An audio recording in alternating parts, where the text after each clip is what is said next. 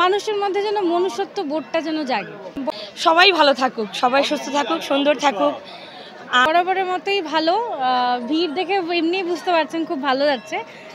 আর সব মিলিয়ে সিকিউরিটি ব্যাপারে কোনো ধরনের আমরা সমস্যা কোনো কিছু ফেস করিনি।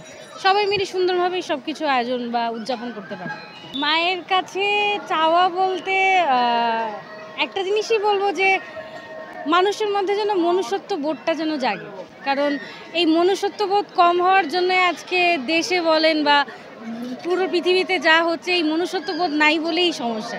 এটা যেন সবার মধ্যে খুব জাগ্রত হয়। এইবার উৎসবটা বলতে গেলে মানে প্রতি বছরই দুর্গা পুজো নিয়ে আমাদের তো আর বিশেষ মানে থাকে তো এক একবার এক এক রকম হবে, তো মানে এক এক রকম হচ্ছে মানে খারাপ বলবো না, ভালো, কারণ কোনো প্ল্যান ছাড়া এবার মোটামুটি আমাদের ভালোই যাচ্ছে। না না না, আমরা যদি তুলনা করি গতবারে আমরা দেখেছি, ভগবান না করুক আর যেহেতু আমাদের শেষের দিকে আছে এমন কোনো দুর্ঘটনা ঘটুক, এখনো অবধি নিরাপত্তা মোটামুটি ভালোই দেখছি, তো এইভাবে যাতে আমাদের শেষটাও ভালো যাক এই কামনা করছি। সবাই ভালো থাকুক, সবাই সুস্থ থাকুক, সুন্দর থাকুক। আর আমাদের মনের যে যত ধরনের দুর্গতি বা দুর্দশা আছে সব যেন কাটিয়ে নেয় মা।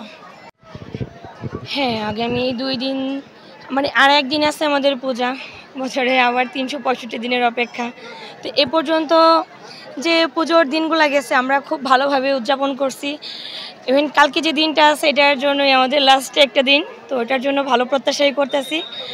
মানে আমাদের যে কি বলে এটাকে, এই বিজয়া, তো ওটার জন্য ভালো প্রত্যাশা। মা যেন সবাইকে ভালো রাখে, সুস্থ রাখে, সুন্দর রাখে।